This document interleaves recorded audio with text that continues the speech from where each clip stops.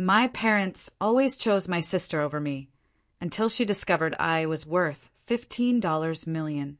She lost control at Thanksgiving dinner, and Dad just sat there, speechless. You know, sometimes life hits you with a truth so big, so raw, that it shatters everything you thought you knew.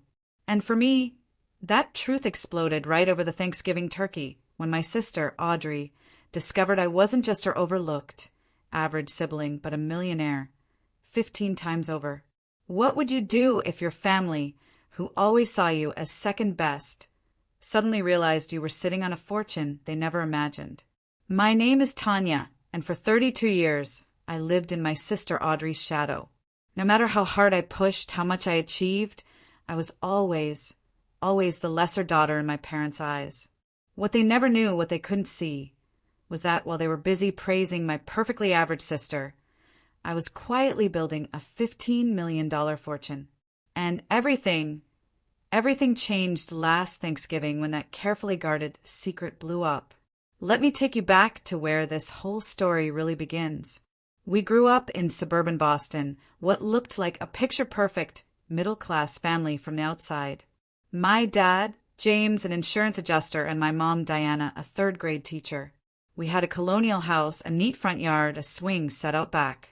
But inside those walls, our family dynamic was anything but equal. From the moment Audrey was born, just 2 years before me, she was the golden child. I have these vivid memories, flipping through family photo albums. Audrey had entire books dedicated to her first steps, her first words, her first day of kindergarten, my milestones, maybe a page or two, tucked into the back of her albums, like an afterthought. The favoritism, it wasn't just glaring, it was insidious. It showed up in countless small ways that accumulated like tiny paper cuts over the years. When Audrey started dance lessons at 6, my parents were front row at every recital, flowers in hand, dozens of photos. Our living room transformed into a shrine for her dancing, with trophies and photos everywhere.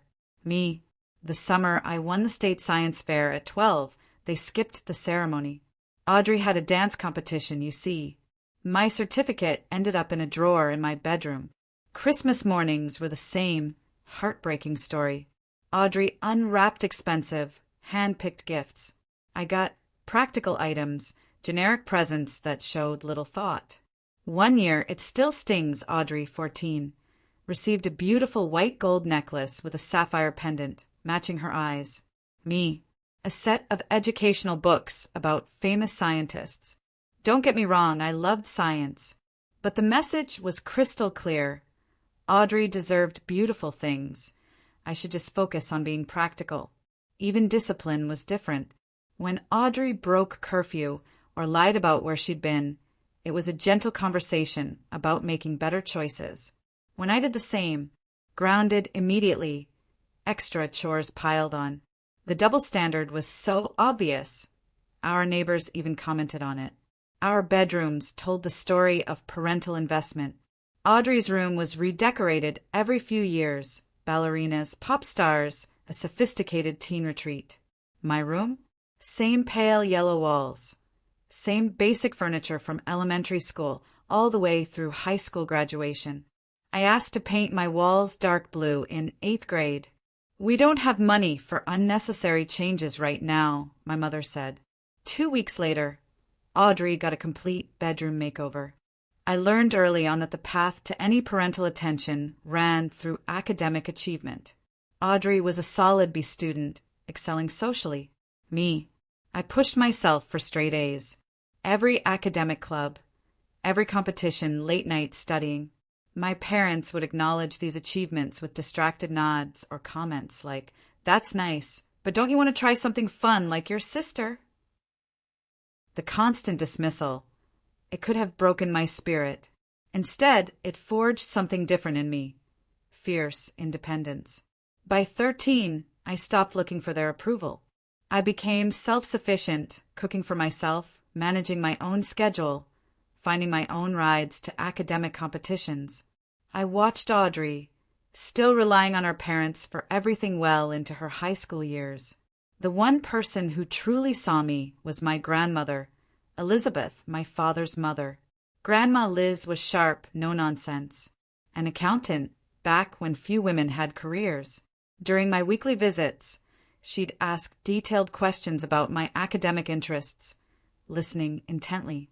When I was 15, while baking cookies, she asked if I knew what compound interest was. I shook my head. She pulled out a pad of paper and showed me how money could grow over time. That day changed my life.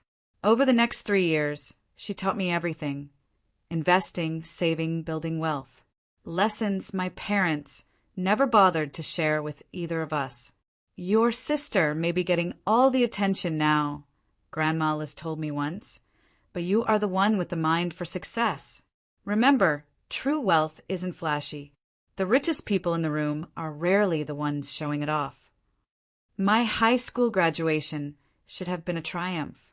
Valedictorian, full scholarship to state university's prestigious business program. Giving my speech, I spotted my family. My father was filming, but I later found the video was mostly of Audrey reacting, not of me speaking. At my graduation party, my parents spent most of the time telling relatives about Audrey's acceptance to an expensive private college, despite her mediocre grades. My accomplishments. A brief aside, it's nice Tanya got that scholarship. She was always so practical. That night, I made a promise to myself. Someday, I would build a life so successful it would be impossible to ignore. But I wondered, by then, would I even want their recognition anymore? Audrey headed off to Westfield University, a private college costing over $40,000 a year. I enrolled at State on my full academic scholarship. The contrast was stark. They helped Audrey furnish her dorm with new everything: bedding, mini fridge, the latest laptop. They drove 6 hours, staying the weekend to settle her in. For my college move, my father dropped me off with 2 suitcases and a box of secondhand supplies. Well, you've always been independent. I'm sure you'll figure it out. Call if you absolutely need anything. He was back in the car within 20 minutes, rushing home to help my mother prepare a care package for Audrey, who'd been homesick after just 2 weeks. When I called home that first semester, my parents always seemed distracted, eager to tell me about Audrey's social life. When I mentioned my 4.0 GPA after midterms, my mother said, "That's nice, honey. Did I tell you Audrey got invited to join the best sorority on campus?" Financial disparities became even more apparent. My parents contributed nothing to my education, reminding me I had a scholarship whenever money came up. Meanwhile, they paid Audrey's full tuition and gave her a monthly allowance. I worked 3 jobs: campus coffee shop, library, tutoring. Despite that packed schedule, I maintained perfect grades and began to stand out in my business classes. Sophomore year, Professor Lambert, who taught financial analysis, asked me to stay after class. "Miss Warren," he said, "I've been teaching for 25 years, and I rarely see the kind of aptitude for financial markets that you possess. Have you considered where you want to take this talent?" That conversation was a major turning point. Professor Lambert became the mentor I'd always needed, introducing me to industry contacts, recommending me for competitive internships. The summer after junior year, I landed a position at Maxwell Investments, working directly under their chief strategy officer. While Audrey spent that summer backpacking through Europe on her parents' dime, I worked 60-hour weeks, absorbing everything about investment strategies and market analysis. During my senior year, Grandma Liz passed away unexpectedly. It devastated me in ways my parents couldn't understand. They saw her as just family. I had lost my champion, my mentor, the only person who had ever fully believed in my potential. A month after the funeral, a letter from Grandma Liz's attorney. She had left me $50,000, her entire life savings. My parents were shocked. They'd expected her modest estate to be divided equally. "You should consider sharing that with your sister," my father suggested over dinner. "Audrey is thinking about graduate school, and that money could really help her." I looked at him, incredulous. Did Grandma Liz leave this money to Audrey? No, but families should support each other, my mother chimed in. Your sister has expensive dreams, and you always manage just fine on your own. For the first time in my life, I flatly refused them. This is my inheritance from the one person who supported my goals, I said. I'm using it exactly as she would have wanted me to. And I did. Every penny of that inheritance became the seed money for what would eventually grow into my fortune. After graduation, I accepted a position at Blackstone Financial. My starting salary was modest by New York standards, but the growth opportunity was substantial. I lived in a tiny studio with 3 roommates, spent nothing on luxuries, and invested 50% of every paycheck. I developed a reputation for spotting opportunities others missed, researching emerging technologies and sustainable energy before they were trendy. By 26, I had saved enough to take a calculated risk. I left Blackstone and started my own investment firm, TWW Strategic Partners. The name was intentionally neutral, not broadcasting that a young woman was at the helm. My first major breakthrough came when I invested heavily in a woman-led biotech startup. When it was acquired the following year, my initial investment multiplied tenfold. By 27, my net worth crossed the $1 million threshold. No one in my family had any idea. I moved to a comfortable but not flashy apartment in New York and limited contact with my family to holidays and phone calls. During these interactions, they continued their lifelong pattern. Audrey, who bounced between marketing jobs with an average salary, was praised endlessly for her creativity and social connections. My career? Barely acknowledged. When it was, my mother would say things like, "It's nice you found stable work, though it sounds awfully boring." At family gatherings, relatives asked Audrey detailed questions about her life. Me, generic inquiries about dating. When I mentioned my company was doing well, the conversation quickly shifted back to Audrey, excited about planning a Bali trip our parents were partially funding, despite her being 30. I stopped trying to share my successes. Instead, I created a fictional version of my life for family consumption. A regular finance job, regular hours, regular salary. It was just easier than explaining the truth and watching their eyes glaze over.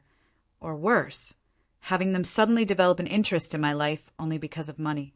Over the next 5 years, TWW Strategic Partners grew from a one-woman operation to a boutique investment firm with 15 employees and over $200 million under management.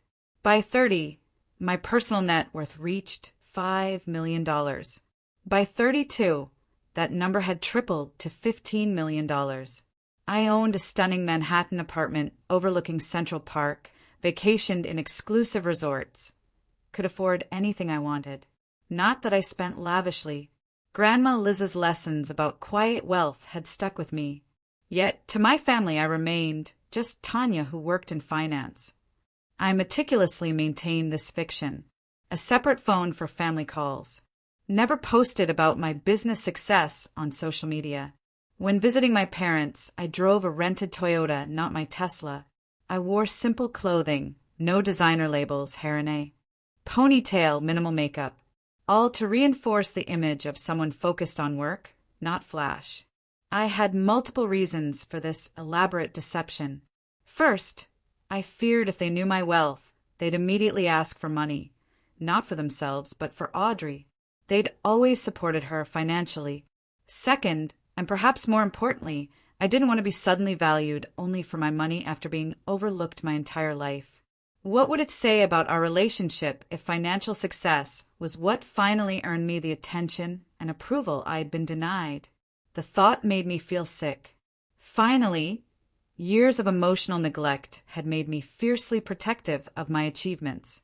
My success was mine alone, built without their support or encouragement. Some deep, wounded part of me just didn't want to share it with the people who had never believed in me. In New York, I lived an entirely different life. I sat on tech startup boards, was featured in business publications, attended exclusive industry events. I owned designer clothing and fine jewelry I never wore around family. I dated successful men who understood ambition and drive. My two lives never intersected, and I became adept at switching between them. Last Christmas was a perfect example. I flew home for 3 days, bringing modestly priced gifts, wearing simple jeans and sweaters. My parents gushed about Audrey's promotion to senior marketing manager, a position that likely paid less than my annual business travel expenses. "Isn't it wonderful?" my mother said, squeezing Audrey's hand. "And they gave her a $5,000 bonus." I nodded and smiled, not mentioning I donated 50 times that amount to a girls' coding initiative the previous week. My father asked about my work. I gave a vague answer, "Project's going well." He replied, "Well, as long as you're stable, that's what matters. Not everyone needs to climb the corporate ladder." I'd become so accustomed to this dynamic that it rarely bothered me anymore. Or so I told myself. But that changed when I met Michael, a successful architect with his own firm. Michael saw through my carefully constructed walls from our first date. After 3 months, he asked the question no one had bothered to ask before. "Why do you downplay your success around your family?" It caught me off guard. We were having dinner, and I'd just finished a phone call with my mother where I'd deflected questions with intentionally boring responses. "I don't downplay it," I said automatically. "They just aren't interested in finance." Michael gave me a knowing look. "Tanya, you're one of the most successful people I know. You manage hundreds of millions in assets. You've been profiled in Forbes. Yet you just told your mother you had a normal day at the office checking spreadsheets." When I didn't respond, he continued, more gently, "I'm not judging you. I'm just curious why you hide such a huge part of yourself from them." That night, I told Michael the full story of my childhood. He listened without interruption. When I finished, he said something that resonated deeply. Living 2 separate lives must be exhausting. At some point, don't you want to just be your whole self? His question stayed with me for weeks. As Thanksgiving approached, I made a decision. I wouldn't dramatically announce my wealth, but I would stop actively hiding it. I would bring Michael home. I would wear clothes I actually liked. I would answer questions about my work honestly if asked. As a small step, I bought my parents a new television. Not extravagant, but a significant upgrade from their 10-year-old set. A tiny fraction of what I could afford. Still, it was more expensive than my usual generic gifts, and I felt both nervous and excited. The drive from New York to Boston, the Wednesday before Thanksgiving, filled me with familiar anxiety despite Michael's presence. Pulling onto my parents' street, I immediately noticed Audrey's new Audi in the driveway, a car I knew my parents had helped her finance. "Showtime," I muttered to Michael. The television, wrapped in tasteful silver paper, sat in the back seat. The moment we stepped through the door, the family dynamic established itself with painful predictability. My mother rushed past me to hug Michael, thrilled to meet my successful boyfriend. My father gave me a distracted pat on the shoulder before calling out, "Audrey, Tanya is here." Audrey swept into the room like she was making an entrance on stage.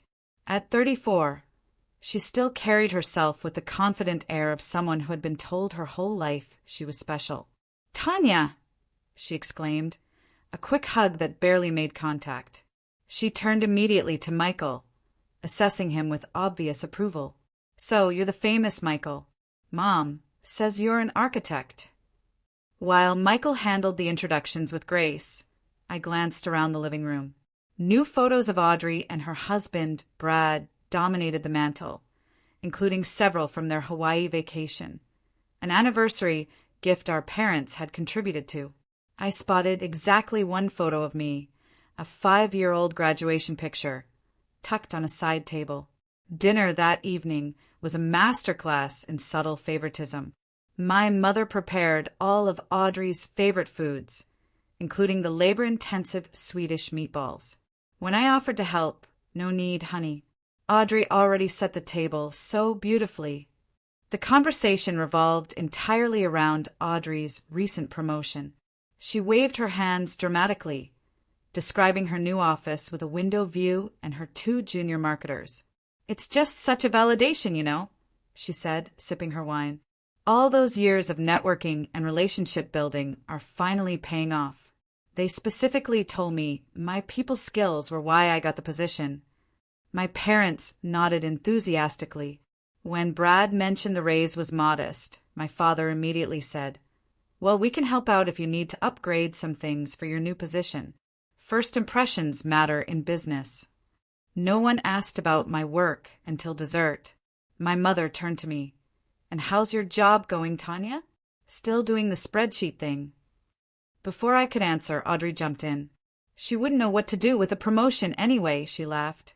"Remember how she always hated being the center of attention? She's happier behind a desk." Later that evening, Michael and I were assigned to the small guest room with the lumpy pull-out sofa. Audrey and Brad got the master guest suite. When I mentioned this to my mother, she seemed genuinely confused. "Audrey and Brad are used to a certain standard of living," she explained. "And you know your sister has back problems.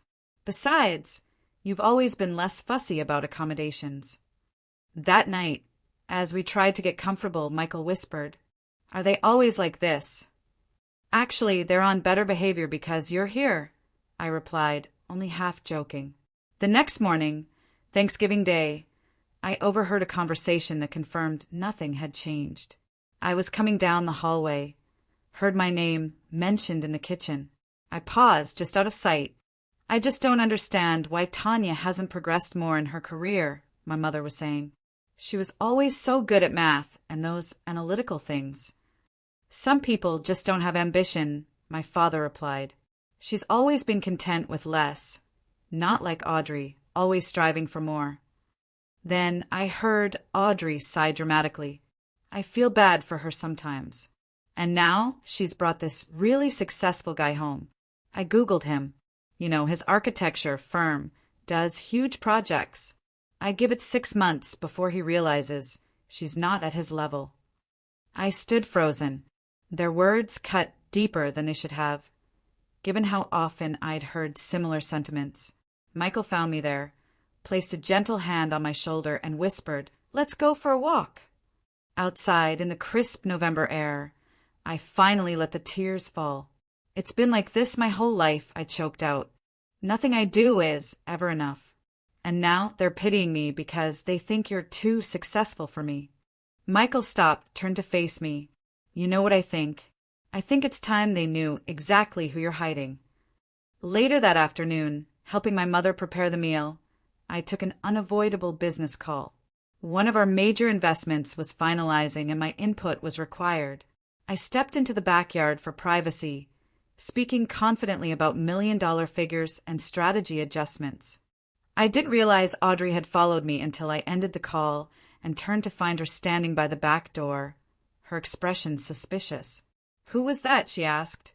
Sounded pretty intense for someone who just does data entry or whatever. "Just work stuff," I said, trying to move past her. She blocked my path. "Since when do data analysts talk about investment, portfolios, and 7-figure returns? What's your job, actually?" Before I could formulate a response, my mother called us in to set the table. Audrey gave me a long, calculating look before turning away. But I knew the conversation wasn't over. My carefully constructed narrative was beginning to unravel, and I felt both terrified and strangely relieved. The final thread snapped when Michael, making casual conversation with Brad, mentioned our upcoming trip to Tokyo. "Tanya has a new client there," he explained, "but we're extending the trip to explore the city. I've never been, but Tanya goes a few times a year for work." I saw Audrey's head snap up from across the room, her eyes narrowing. This new information directly contradicted everything I'd told them about my modest career. As we moved to the dining room for Thanksgiving meal, I could feel the tension building like a thunderstorm. The room looked picture perfect, my mother's best tablecloth, the good china, a golden turkey surrounded by classic sides. My father said a brief grace, thanking God for family and abundance. Words that felt strangely prophetic given what was about to unfold. The first 15 minutes proceeded pleasantly enough, with comments about the moist turkey and reminiscences. My mother directed most questions to Audrey and Brad. Audrey just turned 34. Plenty of time still, my mother said, squeezing my sister's hand. But grandchildren would be such a blessing. No one mentioned I was 32 and might also be considering family planning. Michael caught my eye across the cranberry sauce, a reassuring smile. As initial hunger was satisfied, my father turned to Michael with genuine interest. So, tell us more about this architecture firm of yours. Your website looks impressive. What kind of projects do you typically handle? While Michael described a museum renovation, I slipped away to retrieve the television from the car. Returning, I placed the large package against the wall and rejoined the table. "What's that?" my mother asked, noticing the gift. "Just a little something for you and Dad," I said, trying to sound casual. "An early Christmas present, but I thought you might enjoy it for the holiday football games." When dinner wound down, I brought the package to my parents. They looked surprised. My gifts were typically small, practical items under $50. My father tore away the wrapping paper to reveal a 50-friended family, sharing a distorted version of events that cast me as a greedy, selfish sister. Cousins and aunts I barely spoke to started sending messages. "I've never asked you for money before," wrote my cousin Stephanie, whom I hadn't seen in 5 years. "But my son really wants to go to soccer camp this summer, and since you're obviously loaded—" I deleted the messages without responding. The people who actually knew me understood. The ones who only reached out when money was involved confirmed exactly why I'd kept my success private for so long. 6 months after the Thanksgiving meltdown, spring brought new growth, both in the natural world and in my personal life. The immediate aftermath had been painful, but the enforced honesty had ultimately created space for healing. I began seeing Dr. Elizabeth Harrison, a therapist specializing in family trauma. "Your success triggered a family system that was built on specific roles," she explained. "You were assigned the role of the self-sufficient, overlooked child. Audrey was the needy, celebrated child. Your parents were providers who focused resources where they perceived the greatest need. When you revealed your success, you shattered those roles, and the entire family system destabilized. Through therapy, I understood that while I couldn't change my past or my family's behavior, I could set clear boundaries. I drafted an email to my entire family outlining them. I would not discuss my finances. I would not provide funding for Audrey's lifestyle. And I would only participate in family gatherings where my achievements and personhood were respected equally to my sisters. The response varied dramatically. Audrey essentially cut contact, sending a final scathing message, accusing me of destroying the family. I blocked her number the same day, a decision that brought immediate relief. My relationship with my parents evolved into something more limited, but also more honest. We spoke every few weeks, carefully avoiding old triggers. My father made genuine efforts, asking thoughtful questions about my company. "I truly didn't understand what you were building," he told me during one call. "I just assumed when you said finance, you meant some entry-level position pushing papers. I'm sorry I never asked for details." My mother found the adjustment harder, frequently lamenting the rift with Audrey, occasionally suggesting a financial gift for me might help heal things. "Mom," I said firmly, my relationship with Audrey was broken long before money entered the picture. "I'm not using my resources to buy a fake sisterhood." After careful consideration, I did make one financial decision regarding my family. I established an educational trust fund for Audrey's children, my niece and nephew, that would cover their college expenses. The trust was structured so the money could only be used for education, with no possibility of Audrey accessing it. When I told my parents, my father expressed genuine gratitude. "That's incredibly generous, Tanya, especially given everything." I love those kids, I replied simply. Their future shouldn't be limited by adult conflicts. My relationship with Michael deepened throughout this upheaval. He had seen me at my most vulnerable and most powerful. 6 months after Thanksgiving, he proposed during a weekend trip, presenting a vintage emerald ring that couldn't have been more perfect. "Do you think we'll have kids someday?" he asked as we lay in bed that night. "I think so," I replied, surprised by how much I wanted that future with him. "But we'll do better than my parents did. We'll love each child for exactly who they are, not who needs us most." In many ways, the most profound healing came through building what Michael called my chosen family.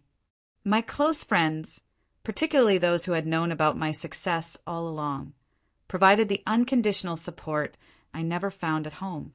We celebrated holidays, created new traditions, built connections based on mutual respect rather than obligation or history.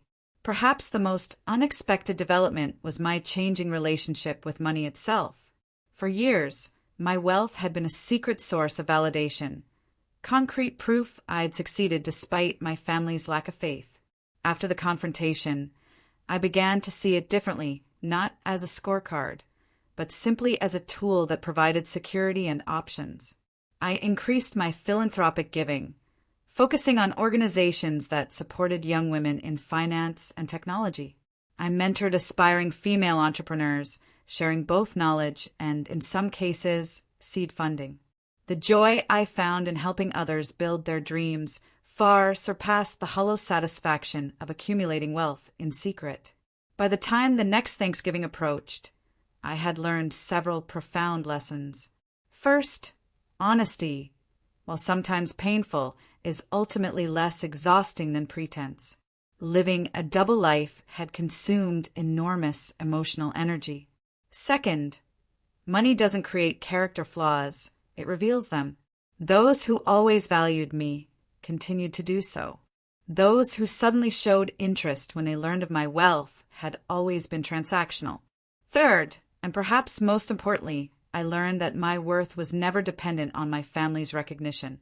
I had spent decades seeking validation from people who were constitutionally unable to provide it. That recognition had to come from within, from knowing my own value, regardless of external affirmation. The journey wasn't over, of course. Family systems don't transform overnight, and old wounds don't heal completely in a matter of months. But I had found a path forward that honored both my past experiences and my future possibilities. I had stopped allowing myself to be defined by what my family couldn't give me, and started embracing what I could create for myself. I will always be the girl who grew up in her sister's shadow, but I also became the woman who stepped into her own light. And that's a story worth $15 million. So, tell me, have you ever had to confront family members about unequal treatment? Or perhaps felt like you had to hide a part of yourself to keep the peace? What would you have done if you were me in that dining room? I really want to hear your thoughts in the comments below.